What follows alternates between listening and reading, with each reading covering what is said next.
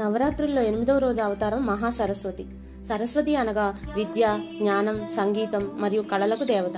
ఈమె తెల్లని వస్త్రాలు ధరించి హంసవాహినిగా తెల్లని పద్మంపై ఒక చేతిలో వీణ, ఒక చేతిలో పుస్తకం, ఒక చేతిలో మాలతో, ఒక చేతితో ఆశీర్వాదం ఇస్తూ చతుర్భుజిగా దర్శనమిస్తారు.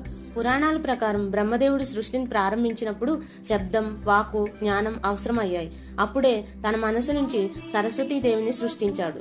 ఆమె వచ్చాకనే భూమిపై సృష్టిలో నిశ్శబ్దం అన్నది పోయి సంగీతం, వాక్కు, విద్య అనేవి ఆరంభమయ్యాయి.